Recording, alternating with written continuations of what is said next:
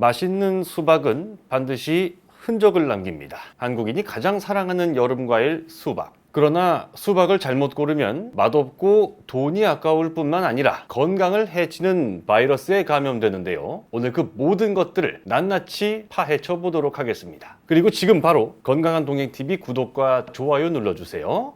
한국인에게 가장 중요한 무병장수 정보를 전해드리겠습니다. 전 세계에서 두 번째로 많이 생산되는 과일이 수박입니다. 그만큼 말도 많고 탈도 많습니다. 사과나 딸기와 달리 겉으로만 봐서는 잘 익었는지 상하지는 않았는지 구별하기가 어려운데요. 하지만 맛있고 건강한 수박이 만들어지기 위해서 필요한 조건 3가지가 있습니다. 이것을 관찰하는 것만으로도 굳이 손으로 두드릴 필요 없이 맛있고 건강한 수박을 고를 수 있게 됩니다. 지금 설명을 드리죠. 첫 번째는 꿀벌의 흔적입니다. 꿀벌이 많이 다녀갈수록 맛있는 수박입니다. 두 번째는 태양의 흔적입니다. 일조량이 풍부할수록 더욱 달고 아삭한 수박을 먹게 되기 때문이죠. 세 번째는 영양분의 흔적입니다. 땅에 숨어있던 도둑이 영양분을 훔쳐가지 않았는지 살펴봐야 합니다. 이 3가지만 알면 되는데요. 하나씩 쉽게 설명을 드리면서 건강하게 먹는 법까지 알려드릴게요. 첫 번째로 살펴볼 것은 꿀벌의 흔적입니다. 꿀벌이 하는 일은 꽃가루를 암술에 묻혀주고 열매를 맺게 하는 것인데요. 이 작업이 여러 번 이루어질수록 좋은 열매가 탄생합니다. 그러니까 맛있는 수박을 고르려면 꿀벌이 많이 다녀간 흔적을 찾아야 하는 것이죠. 그 흔적은 이겁니다. 많은 분들이 수박이 이동하는 과정에서 상처가 난 걸로 알고 계시는데요. 그러나 사실은 꿀벌이 수분을 하는 과정에서 생기는 영광의 상처란 걸 아셔야 됩니다. 자연 수정이 여러 차례 이루어지면서 당도가 뛰어나게 잘 익었다는 것을 검증하는 일종의 품질 보증서라고 볼 수도 있겠죠. 아무런 흔적도 없이 수박겉이 너무 깨끗하고 반질반질한 것은 오히려 좋지 않을 가능성이 높다는 거 기억하시고요. 두 번째로 살펴봐야 하는 것, 태양의 흔적입니다. 수박은 오랫동안 많은 양의 햇빛을 쬐을수록 맛있고 건강해집니다. 일교차가 큰 지역이라면 더 좋죠. 유난히도 비가 많이 왔던 해라면 해가 떠 있는 일조 시간은 크게 줄어듭니다. 수박에게는 좋지 않은 날씨입니다.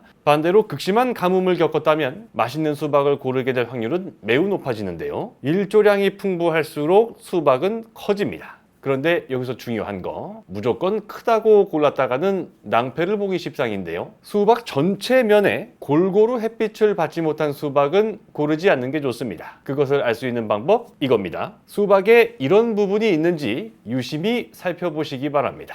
바닥으로 깔린 부분에 오랫동안 햇빛이 닿지 않으면 이렇게 흐리멍텅한 색깔이 나올 수 있거든요. 누렇지 않고 흰색에 가깝다면 좋지 않은 수박일 가능성이 높은 겁니다. 자, 그럼 마지막으로 가장 중요한 3번째 흔적은 뭘까요? 그것은 도둑의 흔적입니다. 수박에 남아있어야 하는 영양분이 혹시 다른 곳으로 빠져나가지 않았는가 하는 흔적인데요. 알아보는 방법은 간단합니다. 영양분이 이동하는 통로의 흔적, 수박 배꼽을 보는 것이죠. 배꼽이 큰 수박은 꽃과 잎으로 영양분이 빠져나갔음을 의미하는데요. 그렇기 때문에 상대적으로 수박의 당도는 떨어지고 수박 심이 두꺼워져서 식감이 안 좋을 가능성도 높다고 합니다. 그런데 말이죠. 아무리 맛있고 건강한 수박을 고른다 하더라도 수박을 잘못 먹으면 건강에 매우 좋지 않습니다. 특히 수박 드실 때 절대로 하면 안 되는 것이 하나 있는데요. 음료수를 타서 수박 화채 만들어 드시는 분들 당장 멈추시는 게 좋겠습니다. 다량의 설탕이 한꺼번에 우리 몸속으로 들어가면서 혈당을 끌어올리거나 당 중독 현상을 불러올 수 있기 때문입니다. 수박은 당뇨 환자분들에게조차 비교적 안전한 과일에 속하는데요. 사과랑 비교해보면 당 함량이 절반 이하라는 것을 알 수 있습니다. 그런데 일반적인 사람들이 한 번에 먹는 양을 감안해서요. 당 성분이 실제 우리 몸에 미치는 영향력을 따져보면 얘기가 달라집니다. 수박의 당 부하 지수는 얼마인지 볼까요? 혈당 저부하 식품에 해당하는 8로 나옵니다. 33으로 나온 흰쌀밥과 비교하면 반의 반 수준이고요. 현미보다 더 낮다는 것을 알 수 있는데요. 수박은 여타 과일에 비해 아주 많은 양의 수분을 갖고 있습니다. 그래서 비슷한 양을 먹어도 당 섭취량은 생각보다 높지 않다는 것이죠. 하지만 수박을 더 건강하게 먹는 방법은 따로 있습니다. 수박을 밥 대신 드시는 거죠. 보통은 식사하시고 나서 입가심으로 한두 조각 드시는 경우가 많은데요. 전문가들은 별로 권하지 않는 방법입니다. 그러면 어떻게 먹는 게 좋을까요? 정답은 하루에 한 끼 식사 대신 수박을 드시라는 겁니다. 한 10년 전이었나요? 어떤 연예인이 수박 다이어트로 30kg을 감량했다고 해서 화제가 되기도 했는데요. 수박은 조금만 먹어도 포만감을 느끼기 쉽기도 하고요. 과일 중에 산도가 낮은 편에 속합니다. 그래서 공복에 드시기 좋죠. 마그네슘이나 철분, 칼슘처럼 일상생활에서 놓치기 쉬운 무기질 섭취에도 큰 도움을 주고요. 그런데 여기서 다이어트보다 더 중요한 것이 있습니다. 노화, 치매, 유전자 손상, 당뇨, 암. 지금 말씀드린 중대 질환에 공통적으로 관여된 독성 물질 혹시 뭔지 아시겠습니까? 정답은 네 글자, 활성산소입니다. 활성산소를 없애주는 항산화 물질 가운데 리코펜이란 성분이 있는데요. 어디서 분명 들어봤던 기억이 나시죠? 네, 그렇습니다. 지난 시간에 제가 토마토 얘기를 하면서 토마토를 세계 10대 슈퍼푸드에 올린 주인공이 리코펜이란 얘기를 드렸습니다. 그런데 수박에도 리코펜 성분이 들어있거든요. 그것도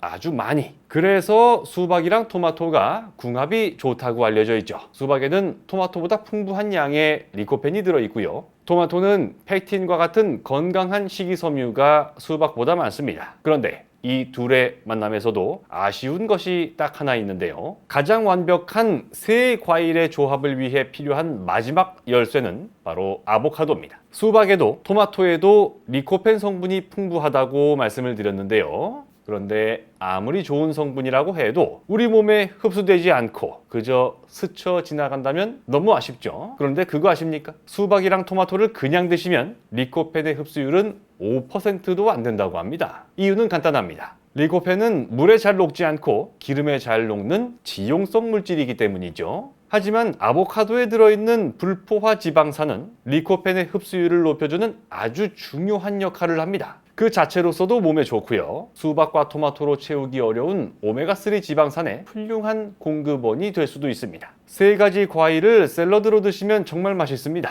영양적으로 조합이 좋다는 건 앞서 충분히 설명을 드렸고요. 역할 분담도 아주 잘 되어 있죠. 수박은 건강한 단맛을 담당하게 됩니다. 수분이 많아서 목 넘김을 좋게 하는 역할도 하고요. 토마토는 씹는 재미와 감칠맛을 더해줍니다. 부드러운 식감의 아보카도는 요리의 품격을 3단계 정도 끌어올려 줄 수가 있죠. 수박은 깍두기 모양으로 썰어서 밥 한 공기 정도 양이 적당합니다. 방울토마토는 꼭지를 떼고 씻은 다음에 반으로 썰어주세요. 대략 7, 8개 정도면 좋겠습니다. 아보카도 역시 반으로 가른 다음에 씨를 빼고 껍질을 벗겨서 3mm 정도 두께로 얇게 썰어주시면 됩니다. 오늘 바로 드셔보세요. 저도 촬영 끝나고 나면 저녁으로 해먹을 생각입니다.